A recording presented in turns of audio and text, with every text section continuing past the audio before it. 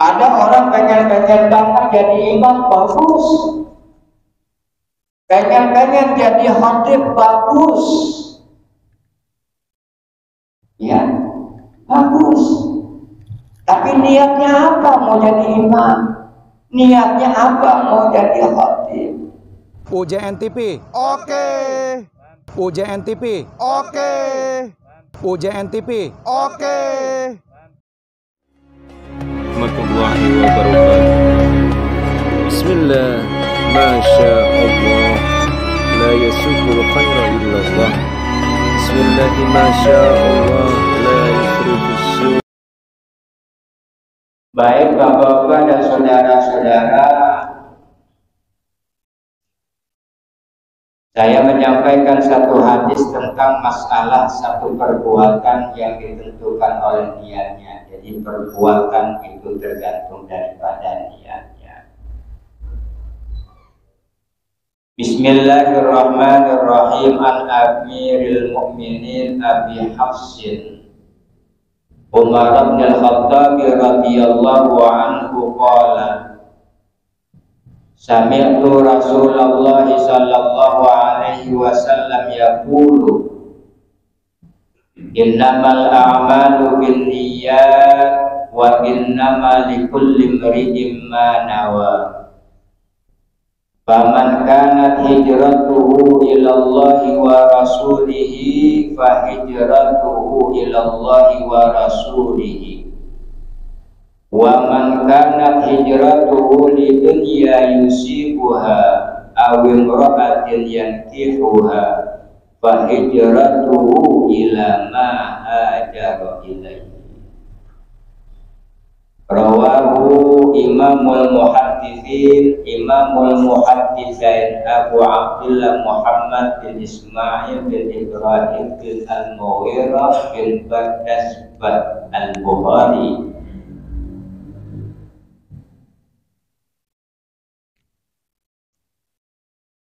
Wa Abul Husain Muslim bin Al-Hijjaj Ibnu Muslim Al-Qushairi An-Nisaburi bi sahihihima alladina huma ashahul kutub al-musannafah. Dari Amiril Mukminin Abi Hafsin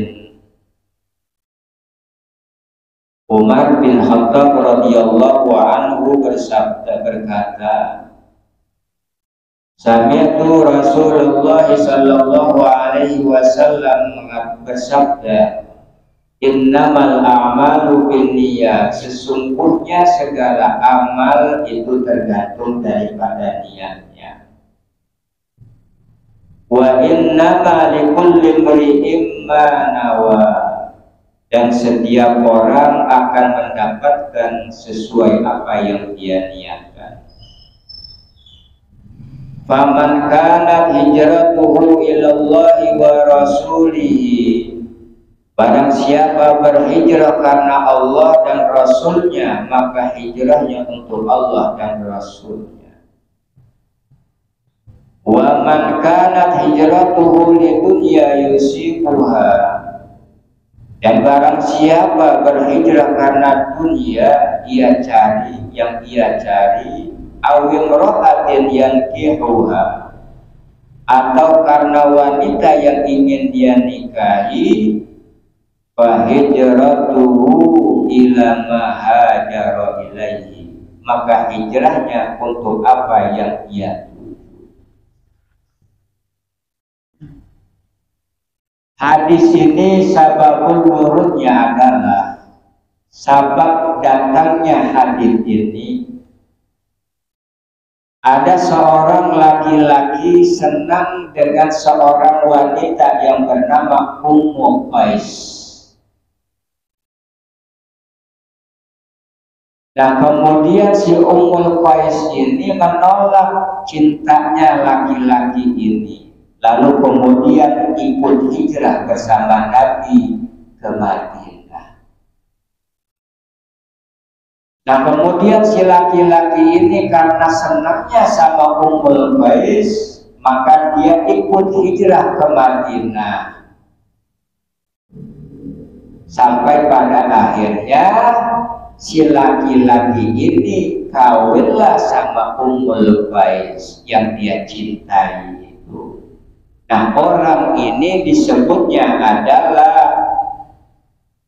julukannya Muhajir Ummul Qais, seorang yang hijrah karena seorang wanita yang bernama Ummul Qais.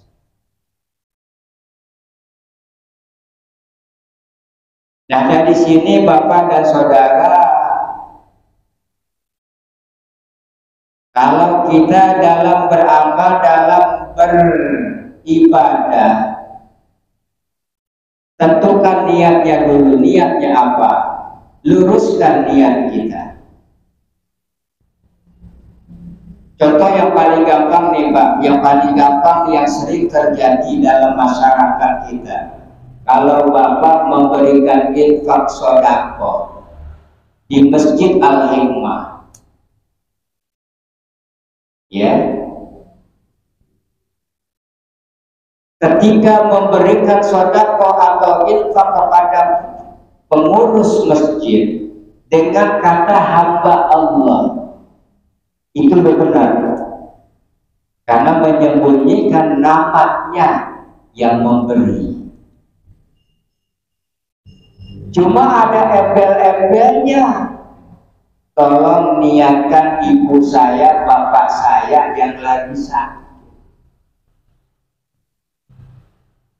Kan sama aja membuka rahasia. Yang tadinya udah benar hamba Allah, tapi minta didoain si bapaknya, si ibunya, si istrinya, atau anaknya, atau saudaranya. Ya, namanya benar tadi dari hamba Allah. Cuma ada embel-embelnya, minta didoain, bacain Fatihah. Saya dari dulu ketika saya jadi pengurus masjid di Jakarta, Bapak dan Ibu saya tentang kalau Bapak mau beri sedekah, udah. Masa iya nanti pengurus masjid gak akan bilang, mari kita bacakan surat Al-Fatihah kepada semua yang telah memberikan infak sedekahnya kepada masjid. Mudah-mudahan segala amalnya dan ibadahnya yang termasuk pada hari ini yang memberikan infak sedekahnya. Masa gak bakal dikirimin Fatihah? Pasti dikirimin Fatihah, doa. Nah, ini maksudnya, tujuannya Pak, saya menjelaskan ini supaya jangan sampai niat kita bersedekah, niat kita berinfak akhirnya jadi sia-sia. Udah, kalau kita mau bersedekah, mau berinfak di masjid, udah. Kalau udah bilang dari hamba Allah, udah. Ya, paling secara khusus kepada Ustaz Jamal, umpamanya yang memberitahukan, nanti yang mengumumkan, tolong nanti bacakan Fatihah. Nanti Ustaz Jamal nggak perlu sebutin siapa yang mencari doa. Ya. Dan di dalam kitab-kitab hadis ini adalah yang pertama. Selalu ini akan menjadi pembahasan pertama dalam kitab-kitab hadis. Makanya disebut hadis ini adalah Ummus Sunnah, sebagaimana Al-Fatihah dalam Al-Quran disebutnya adalah Ummul Quran. Karena sumber persoalannya, sumber masalahnya, sumber amal dan ibadah kita itu di situ. Di dalam hadis itu, innamal a'malu. Seperti saya Pak, saya ngajar bukan cari duit. Saya ngajar setiap malam Sabtu di Masjid Al-Hikmah, saya bukan cari duit. Saya ngajar, saya belajar. Mediasi saya belajar ini, saya mengajar, bukan semata-mata cari. Makanya saya selalu mengingatkan ustaz-ustaz yang ngaji ke saya, kalau ngajar jadi khotib bukan cari duit, itu tanggung jawab kewajiban kita. Kalau cari duit dagang, cari duit usaha, cari duit kerja. Ya. Nah, ini yang perlu dipahami oleh kita, Pak. Apa niat kita dalam perjuangan kita, dalam langkah-langkah setiap yang kita lakukan dalam hidup, apa niatnya? Kita keluar rumah, apa niatnya? Kita berjalan ke masjid, menuju masjid, niatnya apa? Itu semuanya ditentukan niat. Sebagaimana kaidah hukum mengatakan al-umuru bimaqasidiha. Segala perkara, segala masalah itu tergantung daripada tujuannya. Dan hadis mengatakan innamal a'malu binniyat. Nah, bapak-bapak dan saudara-saudara, ada beberapa catatan dari kitab ini. Yang pertama yang bisa kita ambil hikmahnya dari hadis ini adalah yang pertama syarat niat. Yang namanya niat itu adalah merupakan syarat sah tidaknya dalam ibadah kita, dalam amaliyah kita. Para ulama sepakat bahwa perbuatan seseorang mukmin tidak akan diterima dan tidak akan mendapatkan pahala kecuali jika diiringi dengan niat. Jadi amal kita, ibadah kita semuanya tergantung dari niat kita. Ya, kita sholat baik, kita mengaji baik, kita baca Quran baik. Ya, semua yang kita lakukan itu semuanya adalah baik. Cuma karena niatnya yang gak baik, maka menjadi tidak baik. Ya, semua yang kita kerjakan itu baik semuanya menurut hukum. Cuma sayang niatnya yang tidak baik. Ada orang pengen banget jadi imam, bagus. Pengen jadi khatib, bagus. Ya, bagus. Tapi niatnya apa mau jadi imam? Niatnya apa mau jadi khatib? Mau cari duit jadi khatib? Mau naik gengsinya, naik pangkatnya kalau jadi imam? Salah, Pak. Kalau kita jadi imam, naik derajat kita naik, saya bilang salah. Ya, mau jadi khatib tempatnya kita jadi khatib, dapat duit kita. Makanya sekarang ustaz-ustaz pada berebutan tuh. Ya, sampai mengajukan proposal. Ya, minta jatah jadi khatib. Kenapa? Karena sudah profesinya cari duit. Datanglah nih ustaz-ustaz yang baru nih, yang baru keluar, yang baru lahir dari perut seorang ibu, yang baru belajar berapa tahun yang lalu dia tentang agama, dia pengen jadi khatib. Kenapa? Karena sudah menjadi satu profesi sekarang yang namanya ustaz jadi khatib. Ya, bapak-bapak semuanya bisa kalau mau jadi khatib asal berani. Ya, nggak grogi, nggak ada penjamaah, bisa ngomong gampang. Banyak buku-buku khotib sekarang ini dari segala percetakan, dari segala penerbit, tinggal cari judul apa yang mau disampaikan. Ya, ini bapak-bapak bisa jadi khotib asal tahu. Ya, tuh bapak-bapak dan saudara-saudara. Ya, kalau kita mau jadi khotib, jadi imam, silakan. Kalau memang sudah pantas jadi seorang imam, jadi seorang khotib. Kita melihat seorang khotib bukan pada saat dia bertampilan, dalam dia tampil sebagai khotib pada saat itu. Tapi kita juga harus lihat bagaimana karakter pribadinya sebagai seorang khotib di luar sebagai seorang khotib.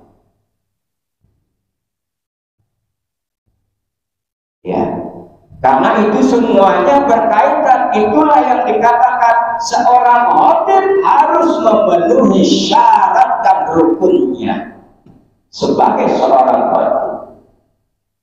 Syaratnya sebagai seorang khotib adalah yang pertama, dia harus menjaga akhlaknya, dia harus menjaga penampilannya sebagai seorang khotib. Ya, banyak syarat-syaratnya sebagai seorang khotib. Nah, disinilah bapak-bapak kita kembali lagi kepada hadis tadi, kata Nabi, "Faman kanat hijratuhu ilallahi wa rasulihi, fa hijratuhu ilallahi wa rasulihi." Kalau kita berhijrah karena Allah, berhijrah karena Rasulullah, maka hijrah kita karena Allah dan karena Rasulnya.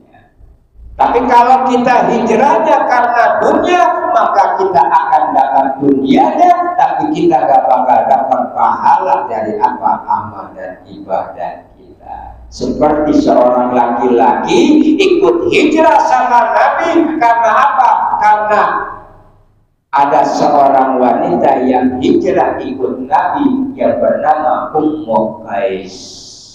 Maka ikutlah dia hijrah sampai pada akhirnya si laki-laki ini sampai kawin dengan Ummu Qais. Makanya disebut muhajir Ummu Qais, orang yang hijrah karena Ummu Qais. Ya. Nah, yang namanya hijrah kata Rasulullah Sallallahu Alaihi Wasallam, la hijrata ba'dal fathi. Tidak ada lagi yang namanya hijrah setelah Fathu Mekah, setelah penaklukan kota Mekah. Yang ada sekarang itu adalah yang namanya hijrah, lakin niyatun wa jihadun. Yang masih dituntut dalam hijrah itu adalah niatnya, jihadnya. Ya. Jadi niat kita, Pak, niat kita di dalam hati ini, Pak. Ya. Kita kemarin selama Ramadan kita berpuasa, kita gembleng diri kita, mental kita, jasmani kita gembleng semuanya kita jalankan karena Allah, maka kita teruskan perjuangan kita itu semata-mata karena Allah dan Rasulnya. Luruskan niat kita, Pak. Ya, luruskan niat kita, Pak. Jangan kita buang-buang lagi waktu, jangan kita sia-siakan waktu kita lagi, Pak. Perjuangan kita masih panjang, langkah kita masih panjang, Pak. Kalau kita banyak sia-siakan waktu kita di dalam hidup ini, maka akan sangat menyesal nanti di kemudian hari. Jangan sampai nanti ketika kita tahu bagaimana amal kita, bagaimana ibadah kita, semuanya sia-sia. Karena apa? Karena hati yang jelek, hati yang gak lurus. Karena niatnya yang gak lurus.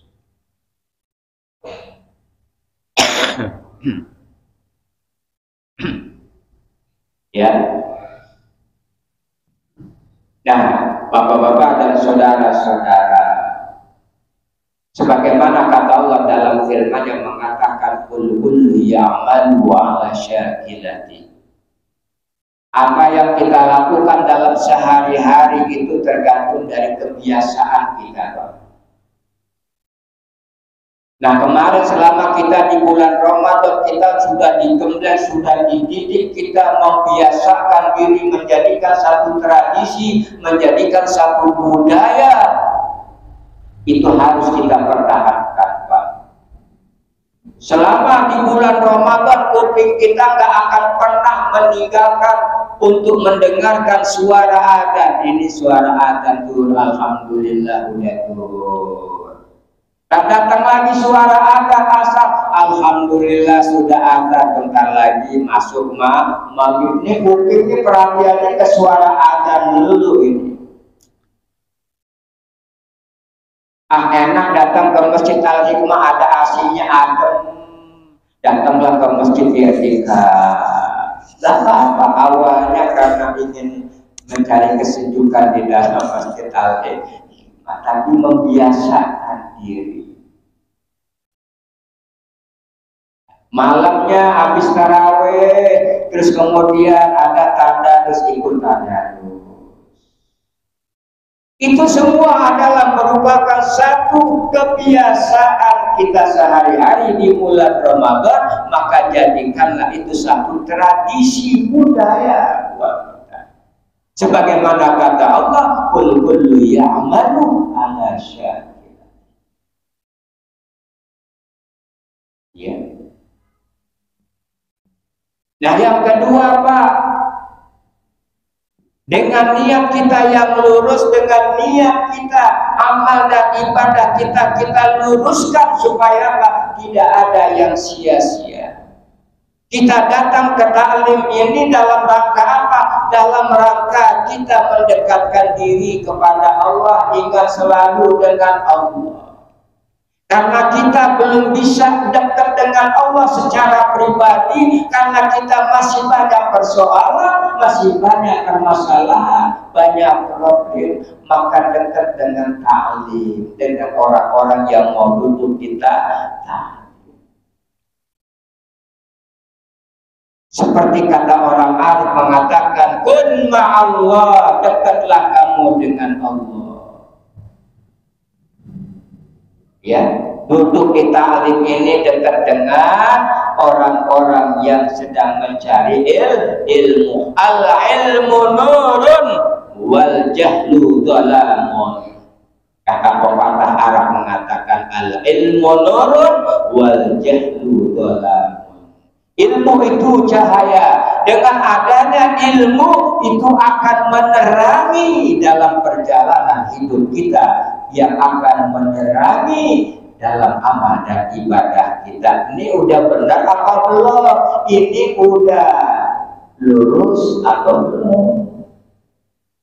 Dengan ilmu itulah kita bisa melihat. Makanya dikatakan al-ilmu nurun wal jahlu dhalamun. Sedangkan yang namanya kebodohan itu adalah kegelapan. Artinya dengan kebodohan kita tidak akan pernah tahu amal dan ibadah kita sudah benar apa belum.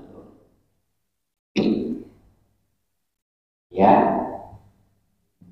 ini bapak-bapak dan saudara-saudara, ya, saya mulai pengajian ini kembali kepada niat, kepada hati kita, Pak. Ya, bapak-bapak dan saudara-saudara, ya Allah, tahun ini setelah Ramadan ini saya betul-betul pengen kaji tiap malam satu yang diadakan di Masjid Al-Hikmah. Ya, saya pengen betul-betul mendapatkan ilmu yang bisa menerangi amal dan ibadah saya, yang bisa meluruskan amal ibadah saya. Yang belum baik, jadikanlah yang baik. Yang sudah baik, tingkatkan kebaikan. Ya. Jangan kita terpengaruh dengan hal-hal yang bisa membawa kita jadi malas, Pak.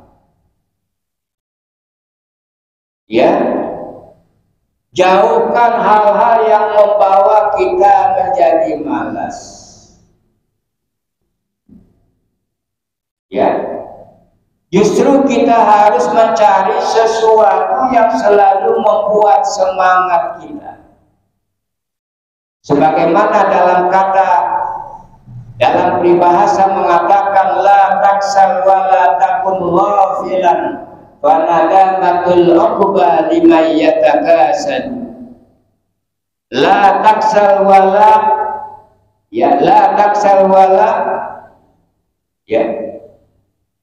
janganlah kamu menjadi orang yang malas. Wala taku ghafilan, janganlah kamu jadi orang yang lalai. Wa nadamatul uqba liman yatakasalu, yang pada akhirnya nanti orang yang akan menyesali adalah orang yatakasalu, yang bermalas-malasan, orang-orang yang selalu menyia-nyiakan waktu.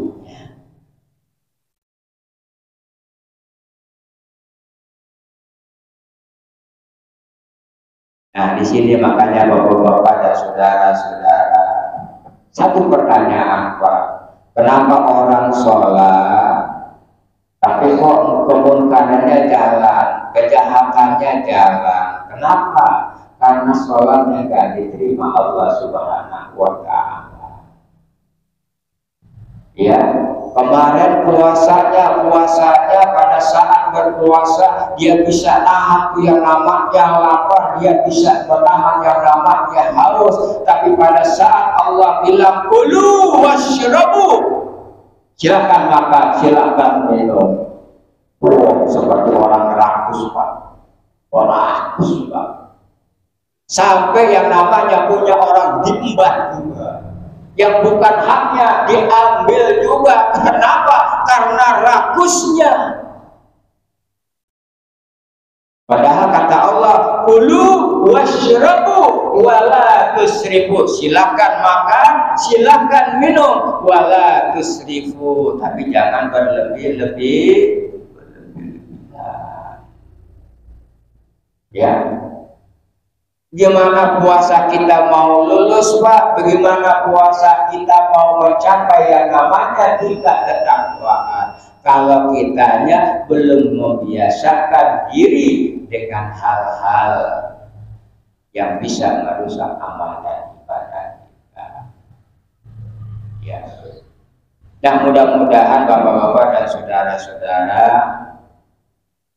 ini sengaja saya sampaikan biar kita kembali lagi, ya, kembali kepada niat kita, kembali kepada tujuan kita. Saya berharap kepada bapak-bapak yang hadir pada malam hari ini, setiap malam Sabtu di Masjid Al-Hikmah, silakan Pak, datang Pak, dengan ustadz-ustadz yang mengajar di sini. Kita ambil ilmunya, kita serap ilmunya, yang bisa kita ambil, yang bisa kita jadikan sebagai landasan dalam perjuangan kita, dalam ibadah kita, ambil. Karena setiap amal, setiap ibadah, seperti kata Ibnu Ruslan dalam kitab Zubat yang mengatakan wa kullu man bi ghairi ilmin ya'malu a'maluhu mardudatun la tuqbalu. Semua amal yang dikerjakan kalau nggak ada ilmunya akan sia-sia, akan ditolak oleh Allah Subhanahu wa Ta'ala. Makanya Pak, ilmu itu adalah dasarnya diterima tidaknya, benar tidaknya amal dan ibadah. Dan mudah-mudahan Bapak-bapak dan saudara-saudara, sebagai mukadimah pengajian kita pada malam hari ini akan menjadi momen untuk langkah kita ke depannya. Yang mudah-mudahan Bapak-bapak dan saudara-saudara akan tetap semangat, akan tetap dalam niatnya, akan tetap dengan tujuannya, akan tetap dengan jihadnya, perjuangannya untuk mencapai tingkatan yang tinggi di sisi Allah Subhanahu wa Ta'ala. Dan mari Bapak-bapak dan saudara-saudara kita akhiri Mari kita baca suratul Fatihah. Mudah-mudahan Allah Subhanahu wa Ta'ala selalu membukakan ya, itu futuhnya, itu hati kita terbuka lebar untuk kita selalu mendapatkan ilmu yang bermanfaat.